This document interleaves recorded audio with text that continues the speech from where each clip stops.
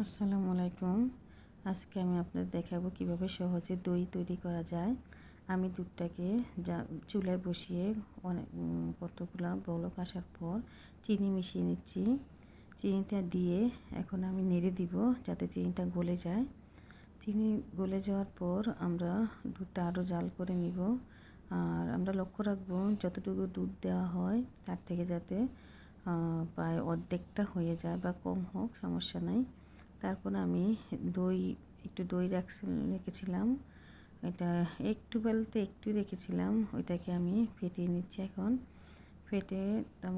ফেটিয়ে রাখার পর এখন আমি এটাকে নেড়ে ফেটিয়ে নিচ্ছি। আসলে মেয়ে খাওয়ার পর একটু ছিল, ওইটাই আমি রেখে দিয়েছি এখন ব্যবহার করার জন্য। এখন এটাকে ভালো করে আমি নেড়ে চেড়ে ফেটিয়ে নিচ্ছি। তারপর এর সাথে একটু দুধ দিয়ে দিচ্ছি, দুধ দিয়ে আবার নেড়ে চেড়ে নিব।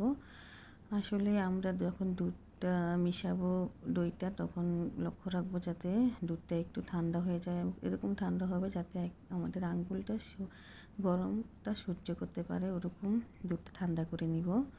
তারপর আমি দইটা এখন দুধের সাথে মিশিয়ে নিব।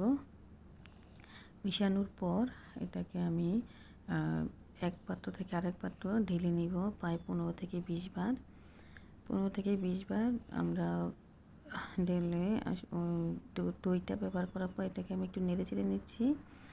নাড়ানোর পর এটাকে আমি এক পাত্র থেকে আরেক পাত্রে ঢেলে নিব। আসলে এটা একটু উপর থেকে ঢালতে হয়। এটাকে আমি ঢেলে নিচ্ছি এখন। আর ঢালার সময় আমাদের লক্ষ্য রাখতে হবে যাতে দুধটা পড়ে না যায়। আমি এরকমভাবে 15 থেকে 20 বার দুধ ঢেলে নিচ্ছি। আসলে আমরা অনেক সহজে এটা তৈরি করতেছি।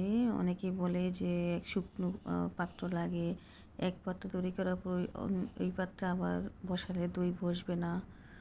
আমি এরকম কিছুই করিনি। আমি আগে যেই পাত্রে দইটা পেতেছিলাম ওইটাতে এখন আমি আবার দইটাকে বসাবো।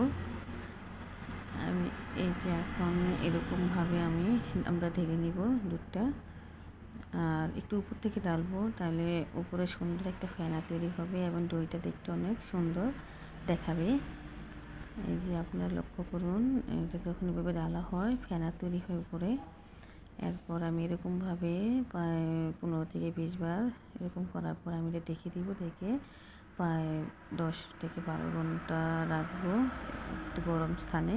রাখার পর এখন আমি দেখেন কত সুন্দরভাবে বসে গেছে আমার দইটা।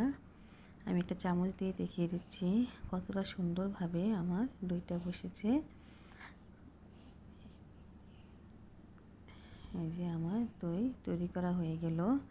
আপনারা অবশ্যই আমার চ্যানেলটা সাবস্ক্রাইব করবেন এবং আমার সাথে থাকবেন। আল্লাহ হাফেজ।